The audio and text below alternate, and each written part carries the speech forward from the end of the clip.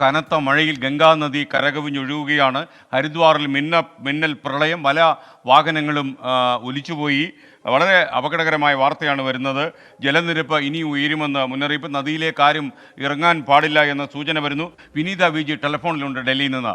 വിനീത, എന്തൊക്കെയാണ് ഇപ്പോൾ വരുന്ന വാഹനങ്ങൾ? ഒട്ടേറെ വാഹനങ്ങൾ ഒഴുകിപ്പോയി എന്ന വാർത്ത വരുന്നുണ്ടല്ലോ, വിശദാംശങ്ങൾ എന്തൊക്കെയാണ്?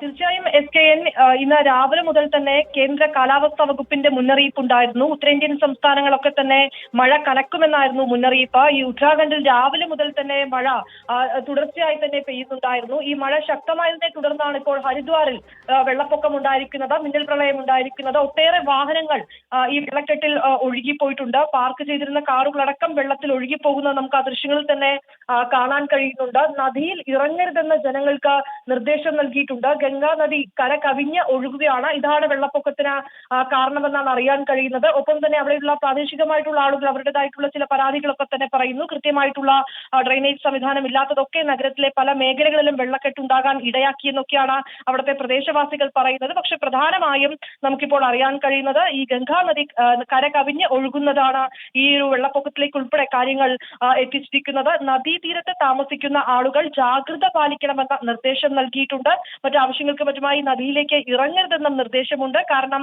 മഴ ഇങ്ങനെ ശക്തമായി തുടരുന്നതിനാൽ ഏത് സാഹചര്യത്തിലേക്കും ഈ കൂടുതൽ ജലനിരപ്പ് ഉയർന്നേക്കാമെന്നാണ് ഇപ്പോൾ മുന്നറിയിപ്പുള്ളത്. ഓക്കെ, ഈ യഥാർത്ഥത്തിൽ ഈ ആളുകൾക്ക് എന്തെങ്കിലും നാശം ഉണ്ടായതായി റിപ്പോർട്ടുണ്ടോ? എന്തൊക്കെ ദുരിതങ്ങളുടെ റിപ്പോർട്ടാണ് ഇപ്പോൾ വരുന്നത്?